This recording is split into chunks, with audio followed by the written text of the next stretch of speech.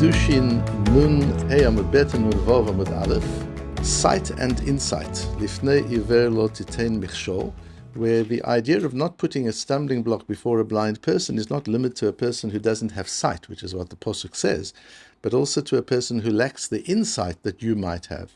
So if you have insight that somebody else doesn't have, that gives you a great deal of strategic or moral power. If you have insight about a business issue, you have insight about a political issue, that gives you strategic power. If you have moral insight, that gives you moral power. And we have to be very careful not to abuse this power by exploiting those who are ignorant in the area of that insight, who lack that particular insight. And that's the meaning of the Pasuk, Lo tekalel cheresh velifnei iver lo titein מכשול. In Parashas Kedoshim, don't put a stumbling block before a blind person, says Rashi, Lifnei asuma bedavar, a person who's blind in a particular area, Rashi has. We're not talking about a blind person literally, of course that, but we're talking about a person who is blind in a particular area. Lo titein eitzah she'eina hogenet lo. Don't give him advice which isn't the best advice possible for him. That also falls into the category of Lifnei iver lo titein מכשול. We have a Gemara in Avodah Zarah on that pasuk. The Gemara in Avodah Zarah is a brisa of Rabbi Nosson, who says, "Minayin shelo yoshit adam kos shel yayin lenazir." Where do you know from that you're not allowed to give a nazir a glass of wine? A person who said, "I'm a nazir, I'm not going to drink wine for 30 days." Don't offer him wine. Ve'ever minachai livnei noach, and don't offer ever minachai, a meat that has been taken from a living animal, to a non-Jew who's also not allowed to eat. So this applies to Jews and non-Jews. Don't offer somebody something which will enable him to do an avera, because of lifnei iver lo titein מכשול. V'hachad dechi lo yahavin le'shakli ihu v'ka'ava mishum lifnei iver lo titein מכשול. Says the Gemara, so you see here that even though if I don't give him the wine, he could get wine from somewhere else, or he could get this wine from somewhere else, and yet I'm over lo titein מכשול. So the Gemara is going on to the question, is lifnei iver only when I am facilitating the avera that could not be done without me? Or is lifnei iver any form of facilitating the avera? Answers the Gemara, hacha b'ma'askinan dekai bitrei evre nahara.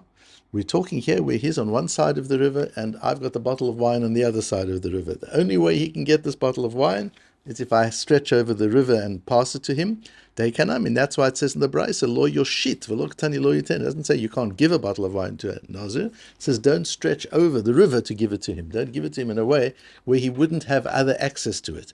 So it would appear, according to this Gemara, that lifnei iver midoraisa only applies when you enable somebody to do something wrong, which without you they couldn't have done. That you are the enabler. That's lifnei iver. And we're going to see that that's not so poshut, but that's what the Gemara seems to say. Rashi says there, this is an important Rashi, Oved kechovi mitzadzeh v'yisroel mitzadzeh. If the non-Jew or the Nazir is on one side of the river and the other person is on the other side, Di lo yahiv le lo matzi shakil. Look at the wording of Rashi carefully. If he doesn't give him the wine, he wouldn't be able to grab the wine. Rashi is not saying he couldn't get any wine. We're not saying this is the only glass of wine available. And on that side of the river, there are no bars anywhere. No stores where you could get a bottle of wine. We're not saying that. We're just saying this glass of wine he couldn't get without me giving it to him because there's a river in between. That Rashi is going to become very relevant. The other piece of Torah that we need to know before we look at our Gemara is the din of Ma'aser Sheni. Ma'aser Sheni applies in the first, second, fourth, and fifth years of the Shemitah, where you have to take 10% of what's left after you've taken Ma'aser Rishon, which is 10% of 90%, and that amount of produce you've got to eat in Yerushalayim, or as the Pasuk says, if it's too much to carry to Yerushalayim, you've had a good year, then you can transfer the Kedusha from the produce onto money, take the money to Yerushalayim and spend the money in Yerushalayim. Those are the psukim in Parshas Re'eh. And it's interesting, there's a Tosfos in Tanis which I bring in the source sheet because it links to what we said in the shiur on the purpose of pleasure. Aser kadei shetit asher, give ma'aser so that you become wealthy. And Tosfos brings there that Hashem gives you the field in such a way where Hashem says, I'm the Kohen, I get 10% of your field. If you don't give me 10% of your field, then I become the owner and you become the Kohen. I keep the field and you only get 10%. You decide how you want it to be. In other words, I've given you the purpose of this field is so that you spend 10% in Yerushalayim. That's why you've got a field, is that you can take 10% and go to Yerushalayim. If you're misusing the purpose for which the field was given to you, you're stealing from me, says Rabbi Shalom. So then I'll become the owner, I'll take the field, and you become the Kohen. And then the Pasuk says, if the way is too far and you want to give it to money, so you'll do it, and you'll go to Yerushalayim, Laman tilmad li yir'at Hashem Elokecha kol hayamim, so that you learn to love Hashem all the days of your life. And the Rashbam says, because you'll just see, just to be present in the Beis HaMikdash, and to see the Avodah and the Leviim and the Kohanim and everybody standing around, just the sight is enough to give you a year of shamayim. And Rabbi Bechaya says, because the Kohanim will teach you. You'll go and you'll learn. You'll sit, you'll go to shiurim, you'll learn with the Kohen, and your Yerushalayim will be built. So Hashem wants you to spend a certain amount of time living in Yerushalayim around the Beis HaMikdash. Now we go to our Gemara, where our Gemara is dealing with a case where a person uses Ma'aser Sheni for Kiddushin. And Rabbi Yehuda says in the Mishnah that in such a case she is Mekudeshet. However, Rabbi Yehuda says on Daf Nun Vav that if a person takes Ma'aser Sheni money and buys an animal with that, so now b'mitkaven lotzi ma'ot Ma'aser Sheni luchin, and what is he going to do with the money? So he buys an animal which is Ma'aser Sheni, and he gives the owner money. So that money is now, or that animal is Ma'aser Sheni, should be used in Yerushalayim. If he's intending not to use it in Yerushalayim, then the sale is invalid. And the Gemara asks, why? When a woman receives Kiddushin, she knows it's Ma'aser Sheni, and she knows she's got to spend that money in Yerushalayim. She's okay with that. You're giving me some money for the Kiddushin, we'll go to a fine restaurant in Yerushalayim, we'll have dinner together, and that's the Kiddushin. However, in this case, explains Rashi, here the person who gets the animal, matnitin lekenim, there's no reason to be angry at the woman, because she has no intention to use the money for regular use. But this person who's selling knows that the money now, the kedusha of the money goes on the animal, and therefore he knows that this is chulin.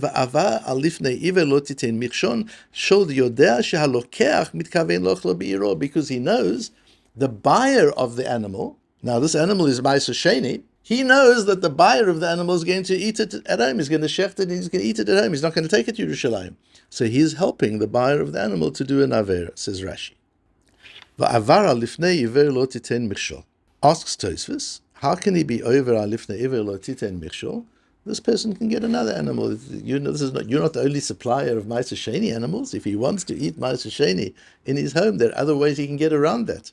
And so Tosfos goes on a different track, but Rashi seems to regard this as lifnei iver. So this is very important, because Tosfos is going according to that Gemara and Avodah Zarah. If the person could do the avera some other way, then that's not lifnei iver. And we'll see that this applies to lots of areas in our day-to-day life that one has to be very careful with. So the machlokes Rashi and Tosfos becomes important. Rashi holds, no, even though he could go and get another animal, this is still called lifnei iver. Why? What does Rashi do with the Gemara and Avodah Zarah? So we'll understand that. I believe the essence of Rashi, what Rashi holds in essence is, and here's the machlokes, according to Tosfos, if there's another way to do this avera with another object of a similar type, this is not lifnei iver. I've got a bottle of wine, you're a nozer. You could get somebody else's bottle of wine. Then that wouldn't be lifnei iver. The only way that lifnei iver can work is if there's no other way to get the bottle of wine. Rashi holds, of course he can get a different bottle of wine. What makes it lifnei iver is there's no way he can get this bottle of wine. The only way he can get this bottle of wine is if I give it to him. He can't get it anywhere. It's not available to him any other way. That's already lifnei iver. So this makes a big difference in halacha. The Rambam, if you look at the Rambam in Hilchos Rotzeach U'Shmiras HaNefesh, doesn't seem to go like Tosfos. He doesn't say that lifnei iver is only if in certain situations. The Rambam brings the whole din. It's an amazing halacha that you can't sell ammunition to goyim who are not careful about the laws of Ritzicha. So in the United States, where people shoot each other a lot, you're not allowed to sell guns. So you've got a makor for gun control for those who want to have it. You're not allowed to sell guns to people who are going to misuse guns. It's lifnei iver. And the same applies not just to a goy, but also to a Yisrael who's not careful about these things. You can sell arms to a police force because they protect people, they don't murder people, hopefully. And then the Rambam says, Kol she'asulim kol legoy asulim kol Yisrael shu listim mipnei shemitzam b'chazek yedei ovrei avero machshilo v'chein kol ha'machshil iver b'davar v'hisio etzah she'eno hogenet. Anybody who helps a person who's lacking insight with advice that is not fit, or shechizek yedei ovrei avera, or a person is an iver, he's blinded by his own passions and desires, and that blinds him. He wants something which is asur, and that desire makes him not fully understand the severity of the isur, and you help him satisfy his desire. Says the Rambam, that's also, the Rambam doesn't say provided he can't get it from somewhere else. The Rambam makes it a flat rule. Hareze over belot ta'aseh. This is an isur d'oraisa. Shene'amar v'lifnei ve'lo titen mikshol. Haba litol mimcha etzah, ten lo etzah hogenet lo. The Shulchan Aruch doesn't bring this at all b'mefurash, but in Hilchos Shabbos, it talks about a person who puts his hand. You've got a person standing inside his property, a person standing outside the property in Reshut HaRabim. The person outside puts his hand into the property and takes an object out of the palm of the hand of the other person. So this person is holding something. He says to the guy outside, I can't give this to you, it's Shabbos. The guy on the outside says, doesn't matter, you just hold it, I'll take it. He puts his hand in, he lifts the item up and pulls it out. Who's chayev? The one who was holding it inside has done nothing wrong.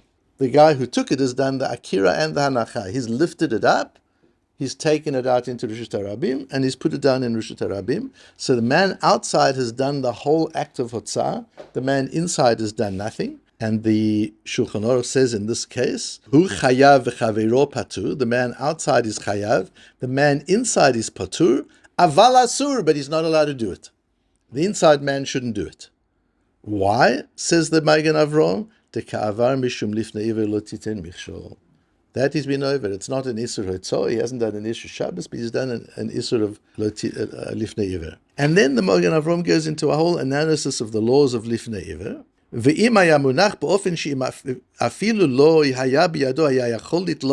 if he's hand holding it in a way that even if he weren't holding it, the outside man could get hold of it, even if it was just on the ground, lo avara Lifnei Iver, that's not Lifnei Iver. So the Magen Avraham in the Shulchan Aruch paskins like Tosfos, that you must be the enabler, that there's nobody else who can enable it. The Rambam makes no such mention of anything, and then the Magen Avraham goes on. But again, Rashi's view, and it seems to be that's the Rambam's view, is as long as, if he can do the Avera some other way, you're not responsible for that. If you can do the Avera some other way, it's still Lifnei Iver, if you enabled him to do the Avera with your help, with your object. If he could have used your object without your help, that's not Lifnei Iver. But if he could have done the Avera some other way, that's still Lifnei Iver.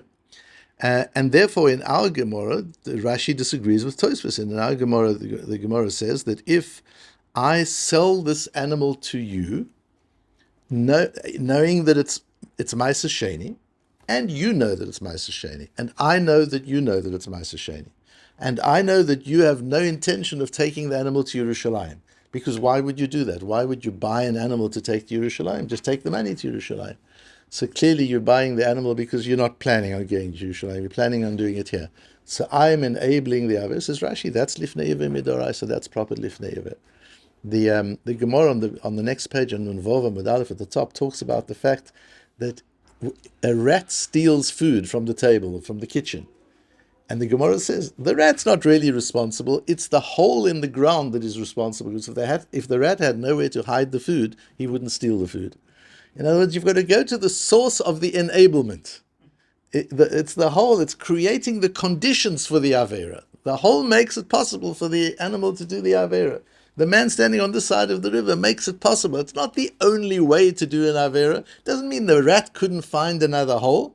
But this hole created the environment. According to Rashi, that's what's important. Have you created the environment for the Avera? In that case, you're responsible.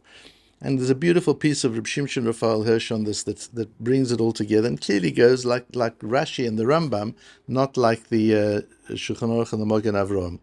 And he says, Aleinu liot zehirim b'ma'aseinu v'devareinu. We've got to be very careful in what we do and what we say.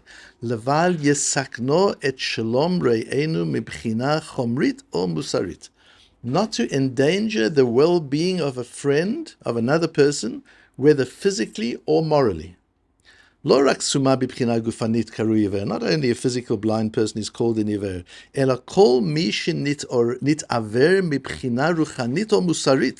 anybody who lacks moral or spiritual insight. Anybody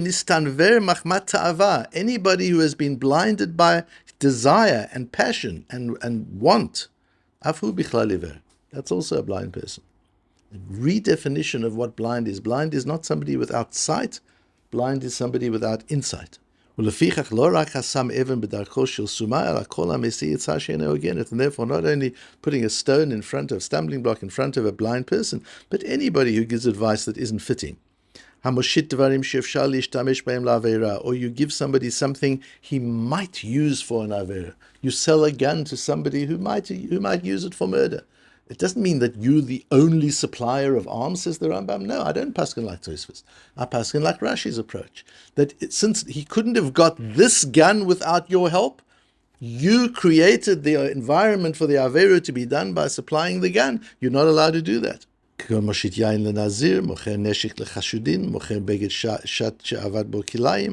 נמצא מכשיל את תקנו שלו מדעת וכל כיוצא בזה. כל המחזיק ידי עוברי עבירה במעשה או במחדל, whether you're helping a sinner by commission or by omission, whether you're doing something or you're not doing something. המתגרה באדם, if you tease somebody, עד שהלה שוכח את עצמו מרוב כעס, until that one forgets himself out of anger. You hit your son who's already a god, he's not a little child, and you make the child angry, and as a result of that, he curses his parent. You're responsible. Kol ele ovrim al isu zeh. Nimtzet omer, עלינו להיות זהירים בכל התחום הגדול של שלומו החומרי והמוסרי של רעינו. We have to be enormously meticulous about this whole area of the physical and moral well-being of our friends. Nakdish lo et melo zehirotenu utvunatenu. We need to apply the maximum of our cautiousness, our attentiveness, and our wisdom. Leval yaseh maasim ba'ashmatenu. So that nobody else should do something because of our fault, because we made it possible, we enabled it. Shi'inazek ma'im b'bchina chumrit or musarit. If he's doing something that he could be damaged by, it's his damage, and only what he does to other people. If I allow somebody to damage himself or herself through assisting them in any way, whether that damage is chumrit, whether that damage is physical or the damage is moral, that's called lifnei iver, and I'm not permitted to do so. That's part of what is permitted. So here we see a case of lifnei iver lo titin mikshol is such an important din that applies every day of our lives, all over the place. And there isn't a Masechta that deals with it. There isn't a Perek that deals with it. It's scattered throughout Shas, and when one comes across it in the Gemara, one needs to pause and understand it properly.